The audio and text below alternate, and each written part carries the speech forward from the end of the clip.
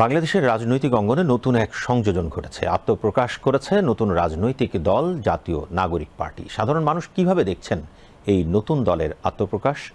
বিভিন্ন শ্রেণী পেশার মানুষের সঙ্গে কথা বলে তাদের অভিব্যক্তি জানাচ্ছেন কুমার বিশ্বজিৎ রায়। নতুন রাজনৈতিক দলের আত্মপ্রকাশকে ঘিরে মানিক মিয়া এভিনিউতে ছিল বিপুল সংখ্যক ছাত্র জনতার উপস্থিতি। একই সাথে তরুণদের মধ্যে লক্ষ্য করা গেছে উচ্ছ্বাস ও উদ্দীপনা। দলের আত্মপ্রকাশ অনুষ্ঠানে তরুণরা নতুন উদ্দীপনায় বাংলাদেশকে গড়ার প্রত্যয় জানান। একই সাথে ফ্যাসিস্ট ও খুনি হাসিনা এবং তাদের দোসরদের লুটপাট ও অর্থ পাচারের উপর ক্ষোভও ঝাড়েন তারা। আমরা 53 বছর দেখেছি আমাদের নেতাদের যে আচরণ, এরা মূলত শাসকের আচরণ, আমাদেরকে সেবকের আচরণ দেয়নি। যে বাংলাদেশের মানুষের এইভাবে আর দেখতে চায় না।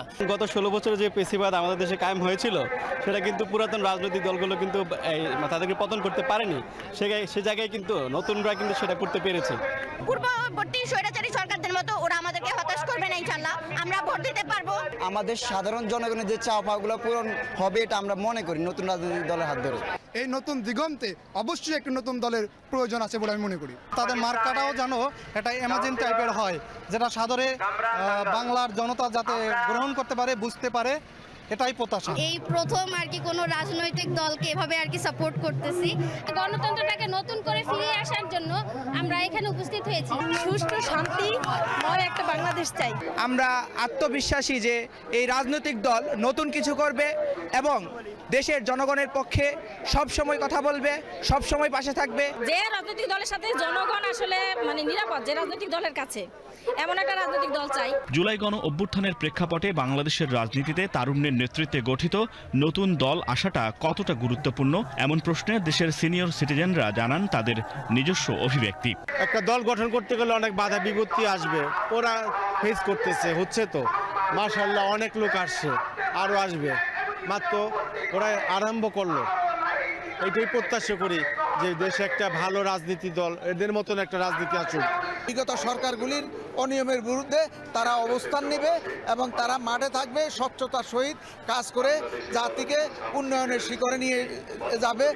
আজকে যেহেতু নতুন একটি দলের আত্মপ্রকাশ হলো, তাই আমরা সবাই একসাথে এক কাতারে থেকে আমাদের দেশটাকে নতুন স্বপ্নে নতুন করে সাজাতে। শ্রমজীবী ও দিনমজুররা মনে করেন পুরনো দলগুলো অনেক প্রতিশ্রুতি দিলেও বাস্তবে দুর্নীতি, লুটপাট ছাড়া অতীতে তেমন কিছুই করেনি তারা। তাই নতুন দলের কাছে তাদের প্রত্যাশাটাও অনেক। তাদেরকে ট্রাই করে দেখা যায় তারা কিভাবে রাষ্ট্র পরিচালনা করে। কারণ আওয়ামী লীগ দেখছি, বিএনপি দেখছি, অনেক দেখছি, কিন্তু কোনোটাই তো সফল না।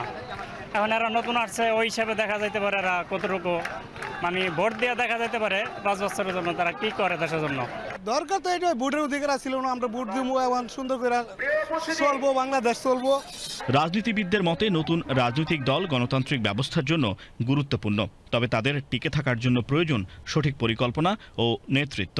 রাজনৈতিক বিশ্লেষকরা মনে করছেন জাতীয় নাগরিক পার্টির ভবিষ্যৎ নির্ভর করবে তাদের নীতি, কর্মসূচি এবং জনসাধারণের আস্থা অর্জনের উপর। কুমার বিশ্বজিৎ রায়, বিটিভি নিউজ, ঢাকা।